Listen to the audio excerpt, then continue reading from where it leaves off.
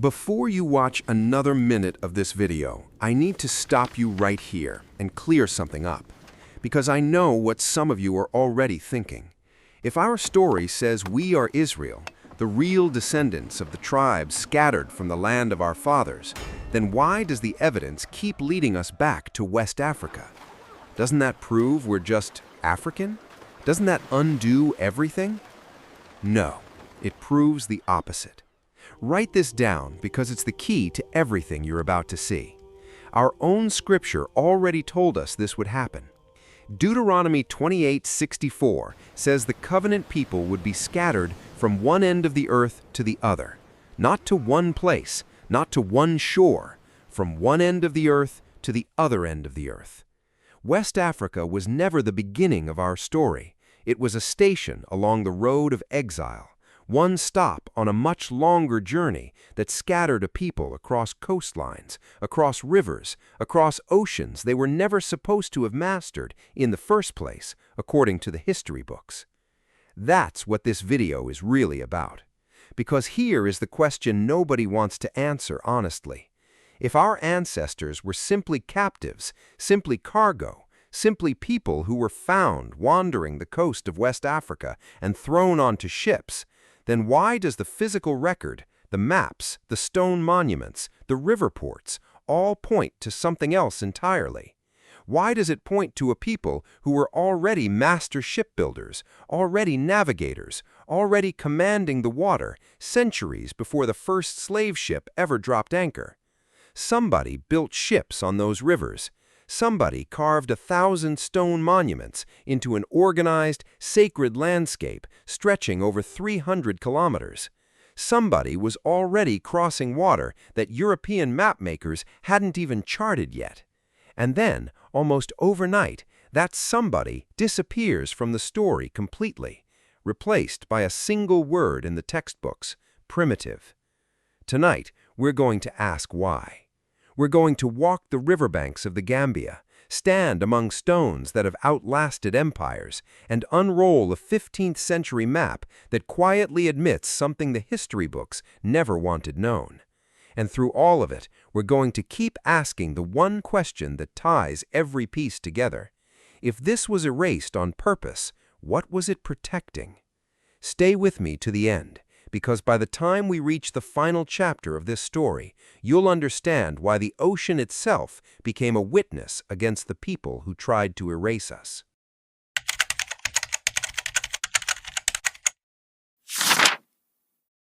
Every exile starts with a promise, even when it doesn't feel like one.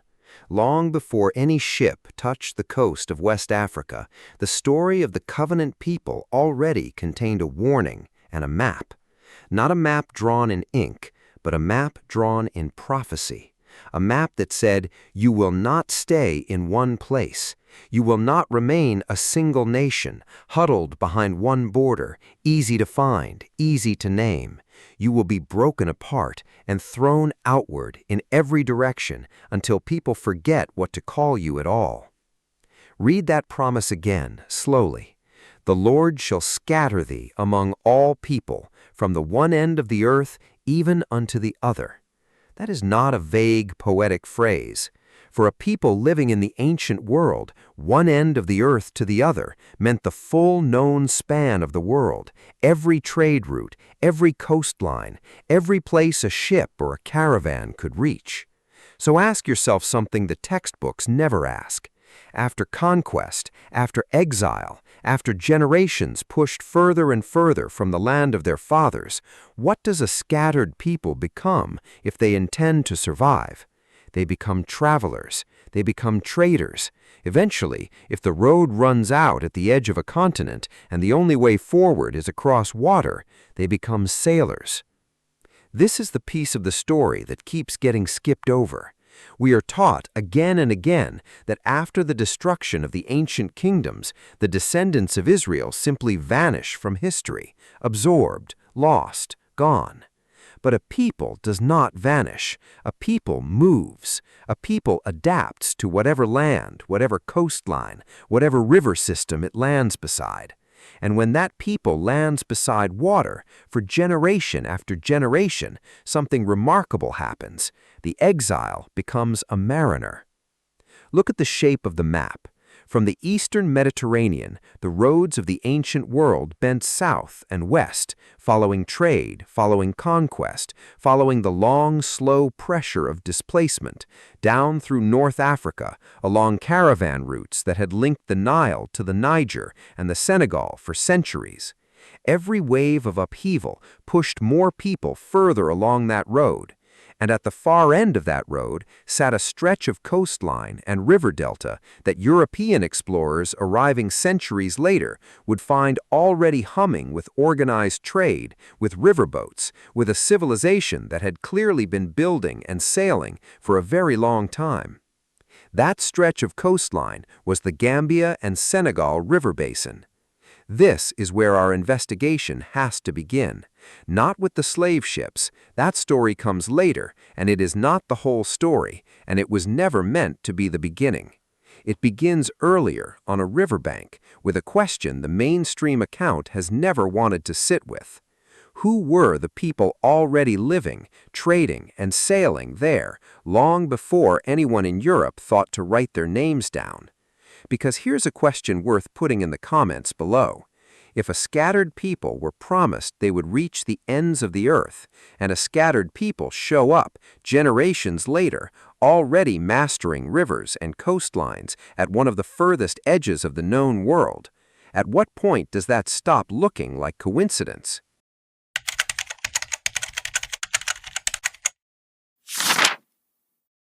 Follow the Gambia River far enough inland, and the landscape starts to change in a way that has quieted even skeptical historians. For roughly 350 kilometers along its banks, spread across a 100-kilometer-wide corridor, stand more than 1,000 stone circles. Not scattered randomly, the way ruins from a forgotten, disorganized people might look. Arranged, grouped, maintained generation after generation for well over 1,000 years, in some cases dated as far back as the 3rd century before this era and as recent as the 16th century after it. UNESCO calls this the largest concentration of stone monuments found anywhere on the planet. Read that again, not the largest in Africa, the largest anywhere. Stand at the site called Wasu, or Senegambian, a little further south, and you are standing inside what archaeologists themselves describe as evidence of a prosperous, highly organized, and remarkably lasting society. A society capable of quarrying laterite stone from quarries dozens of kilometers away, transporting it without modern machinery, and erecting monument after monument along a river corridor for over 15 centuries straight. Ask yourself, what kind of society builds like that? Not a scattered band of wanderers, a society with governance, with shared belief, with enough organization to plan, transport, and coordinate labor across generations. A society, in other words, exactly like the kind you would expect from a displaced people who had rebuilt structure, memory, and sacred practice on foreign soil, refusing to let go of who they were. Mainstream history has never fully explained who built these circles or why. Officially, the purpose remains debated. Burial sites, certainly. Tumuli have been found beneath many of them. But also, many researchers suspect gathering places, places of memory, places where a community marked its dead, and in doing so, refused to let its identity be erased by distance from home. For our community, that refusal is the entire point. A people driven from their land does not simply disappear into the landscape it settles in. It marks that landscape. It leaves behind evidence that says, we were organized here, we were intentional here, we remembered who we were here. The stones don't answer every question, but they raise the one question the standard story never once asked out loud. How does a primitive, disorganized population produce the largest concentration of megalithic monuments on the planet? Now, walk a little closer to the water, because the stones are only half of what this river has to tell you. Every one of those megalithic sites sits within easy reach of the Gambia or one of its tributaries. That is not an accident of geography. A monument that takes 15 centuries to build and maintain needs a supply line that lasts just as long. Quarried stone moved dozens of kilometers, generation after generation, without the wheel, without draft animals suited to that terrain, without modern machinery of any kind. The only way that work continues for that long is if someone had already solved the much harder problem underneath it: how to move heavy cargo and organize labor along water, reliably, year after year, century after century. You cannot build the largest concentration of stone monuments on the planet without first building the logistics to feed that effort. And logistics on a river system means boats. This is the part the standard telling skips past as if it were obvious, when it is anything but. A river civilization capable of coordinating that kind of construction across 1,500 years was, by simple necessity, already a maritime civilization, a people who had turned the Gambia into something closer to a highway than a boundary, moving stone, grain, salt, and people up and down its length with a confidence that only comes from generations of practiced skill. Now follow the river itself, not just its banks. When Portuguese sailors and traders first pushed up the Gambia in the middle of the 15th century, what they documented was not first contact with an untouched people learning to use the water for the first time. It was contact with an already thriving riverine trade economy. Dugout canoes, dozens of feet long, moved goods, people, and news up and down the river with the practiced ease of a network that had clearly existed for a very long time before any European ship arrived to write it down. Coastal and river communities along this stretch of West Africa had their own boat-building traditions, their own knowledge of tides, currents, and seasonal winds, none of which Europeans taught them. Europeans simply arrived, watched it happen, and wrote in their journals as though they were the first literate people ever to witness it. Some of the earliest Portuguese chroniclers to sail this coast, men like Alvise Cadamasto in the 1450s, left behind their own journals describing exactly this: large dugout vessels, some carrying dozens of people at once, moving confidently along the river and even a short distance out along the coastline itself, built and crewed entirely by people whose names the chroniclers rarely bothered to record. Cadamosto wrote as an outsider, astonished by what he found, not as a teacher bringing something new. Read carefully, his own account becomes a quiet confession. The seagoing skill was already there, fully formed before he ever arrived to describe it. That is worth sitting with for a second. The written record does not begin the story. It only begins the European awareness of the story. And it raises an uncomfortable question for anyone still clinging to the primitive coastline version of this history. Shipbuilding of that scale does not appear overnight, in one generation, with no prior tradition behind it. Vessels capable of carrying dozens of people safely up and down a river system that floods and shifts with the seasons require accumulated knowledge of timber, of buoyancy, of current, of weather, passed down carefully from builder to builder.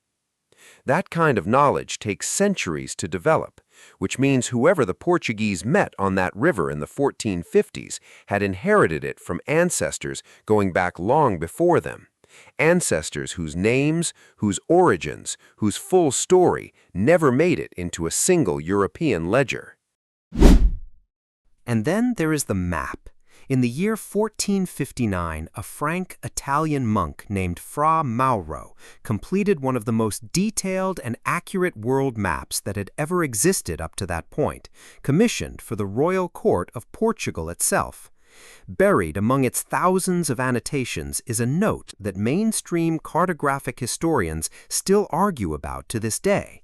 a reference to a ship described in the map's own words as a kind of large ocean-going vessel that sailed out past the coast of Africa and into the open Atlantic decades before Portugal's own celebrated captains dared to chart that same water.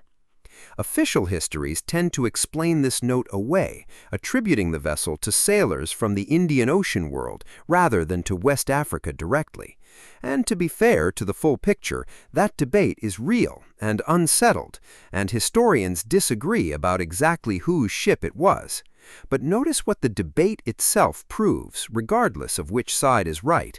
The open Atlantic off the coast of West Africa was being sailed by someone in a large, capable vessel before the age of discovery Europeans loved to credit themselves for ever began. The ocean west of Africa was not empty, uncharted, and unconquered until Europeans arrived. Someone else had already been there. And whoever that someone was, their names, their nations, their skill, never made it into the story we were taught in school. Notice, too, how the argument over that single annotation is treated by mainstream cartographic history. Entire academic papers exist debating the ship's likely origin, its probable size, the route it may have taken, careful, technical, painstaking work, and yet almost none of that same careful attention has ever been turned toward the river communities living directly beneath that stretch of ocean, whose own boat-building traditions were documented in writing only a few years later. It is easier, apparently, to spend a century arguing about a foreign ship passing through than to spend an afternoon asking about the people who were already there, on the shore, building and launching vessels of their own. Put the stones, the river trade, and the map side by side, and a very different picture starts to form than the one in the textbooks. Not a primitive coastline waiting patiently to be discovered.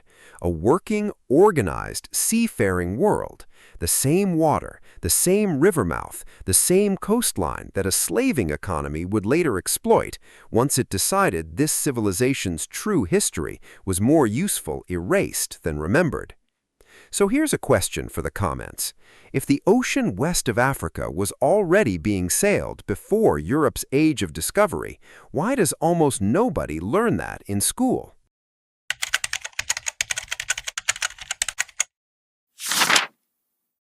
Every act of erasure needs a motive. So let's follow this one all the way to its root. By the time the transatlantic slave trade was reaching its full industrial scale, the economies of Europe and the Americas had become dependent on an enormous, continuous supply of enslaved human labor.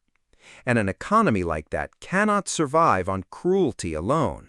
It needs a story, a justification, a narrative that the people being enslaved were somehow suited for it, less developed, less capable, less civilized than the people doing the enslaving. This is not a fringe theory. Mainstream historians themselves have spent decades documenting exactly how the concept of race, as Europe came to define it, was constructed deliberately during this period, not as a neutral scientific description, but as a justification machine. Scholars, missionaries, and colonial administrators produced report after report describing West and Central African societies as primitive, static, without real history, without organization, without the sophistication to have built anything of lasting value. It was a convenient story, and convenient stories get repeated, funded, printed, and taught long after the people who benefited from them are gone. Now hold that fact next to everything you just saw. 1,000 stone monuments maintained across 15 centuries. A functioning river trade economy encountered fully formed by the first European visitors. A map from Europe's own most celebrated cartographer quietly admitting that someone was already sailing that ocean before Portugal's ships ever left the harbor. None of that fits the story colonial history needed to tell. So it wasn't emphasized, it wasn't taught, it wasn't built into the narrative that generations of school children on both sides of the Atlantic would grow up repeating as settled fact.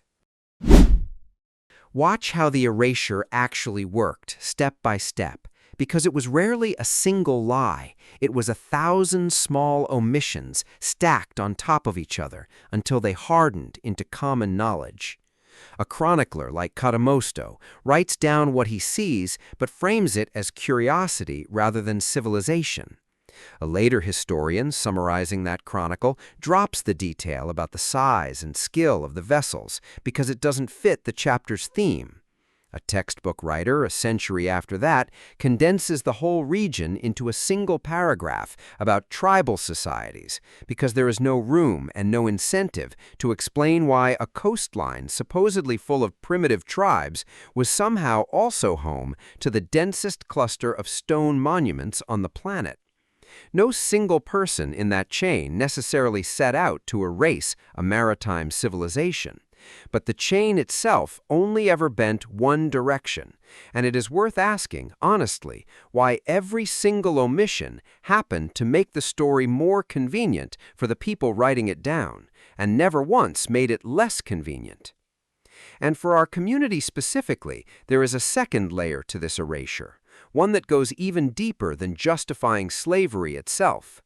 If the people being taken from that coastline were recognized for who our tradition holds they truly were, the scattered descendants of the covenant, exiled exactly as the prophets said they would be, then the entire moral architecture holding up the slave trade collapses even further.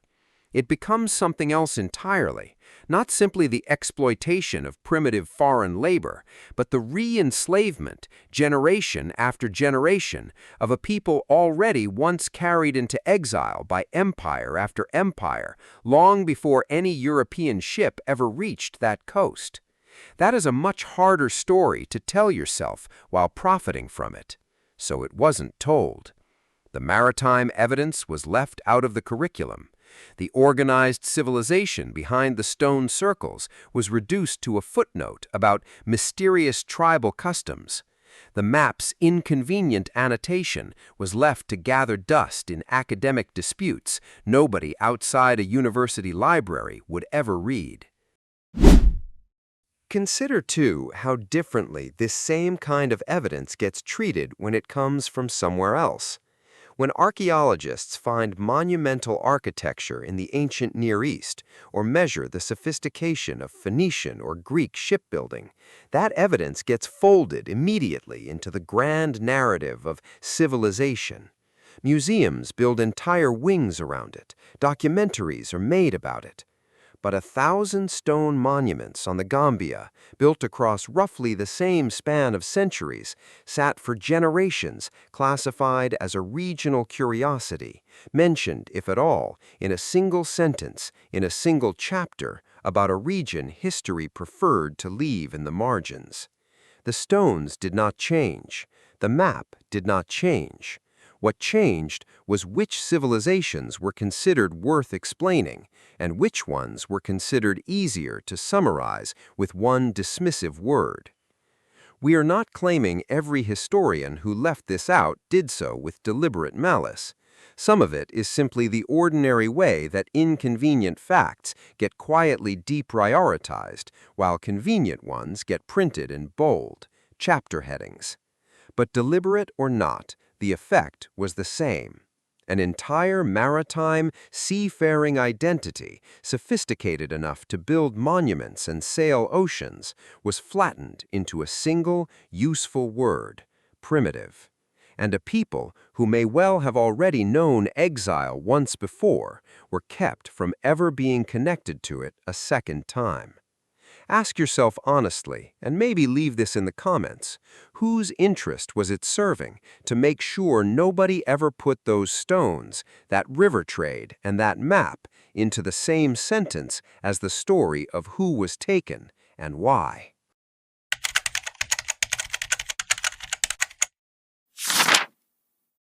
Here is the cruelty that history rarely lets you sit with long enough to feel it. The very people whose ancestors, whose river ports, whose shipbuilding traditions had helped make that coastline a living, breathing maritime world were the same people who would eventually be loaded onto ships and carried across that same ocean in chains. Think about what that actually means. Not distant strangers to the sea, discovering it for the first time in the belly of a slave ship. People whose relationship with water, with tides, with the rhythm of a river current ran back centuries. People who understood on some level exactly what kind of vessel was being used to take them, because vessels and rivers and coastlines had always been part of how their world worked.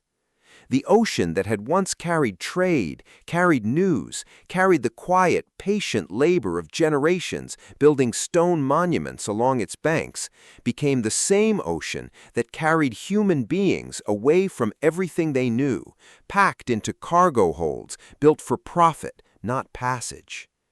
There is a bitter, almost unbearable symmetry in that. A people who Scripture said would be scattered from one end of the earth to the other, who had already once rebuilt and organized river-based civilization in exile, were then scattered again by the very water their ancestors had learned to master. Exile answered with exile, displacement layered on top of displacement, until the memory of who had built those stones, who had sailed that river, who had once stood as free and capable navigators of that coast, was buried under the weight of chains, and later buried again under the silence of the history books. This is not a story of triumphant discovery. It is a story of a mastery that was first ignored, then punished, then erased in that order. The men and women forced onto those ships were not simply found, they were taken from a working, organized, seafaring world, and that world's own sophistication was used against it. The ports Europeans could exploit for trade were the very ports later used to load human cargo instead of goods.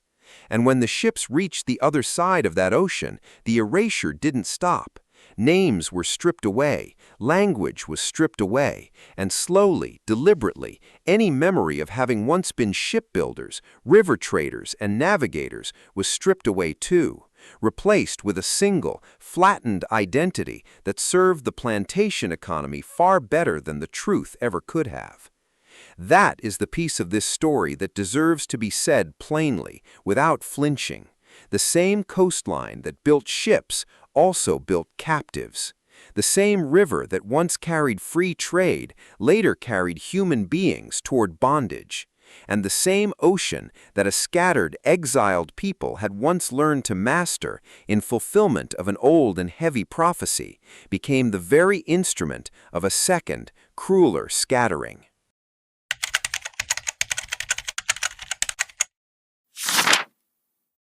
So we come back to where we started. West Africa was never the origin of this story. It was a station along the road, one chapter in a much longer scattering that Scripture described long before any of it happened. The evidence along that coastline, the stone circles standing silent for 15 centuries, the river trade Europeans documented but did not create, the map that quietly admits someone was already sailing that ocean before Portugal's own explorers dared to. None of it points to a people discovering the sea for the first time. It points to a people who had already rebuilt, organized, and mastered a maritime world in exile, exactly the way a scattered nation holding on to an old promise might be expected to. And then that mastery was erased. Not because it wasn't real, but because remembering it made the story of what came next too heavy to carry.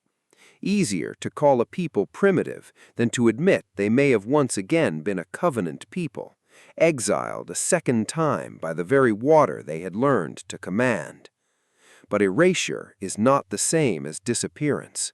The stones are still standing along the Gambia. The map still sits in its archive in Venice, still holding its inconvenient annotation. and the descendants of the people who built those monuments, who sailed those rivers, who were carried across that ocean in chains, are still here, still asking the questions the history books never wanted asked. If you are watching this and you have felt that pull before, that sense that the story you were taught never quite fit the fuller truth your spirit already suspected, then let this be the moment you stop apologizing for asking the question out loud. You do not have to choose between being scattered and being Israel. The scattering was the promise. The ocean was simply where the road led and where the erasure began. So carry this forward, not as anger, but as memory reclaimed. Say the names history tried to drown. Stand on that shore, in your mind if nowhere else, and know that the people who once built and sailed those ships were not primitive, were not lost, and were not without a name.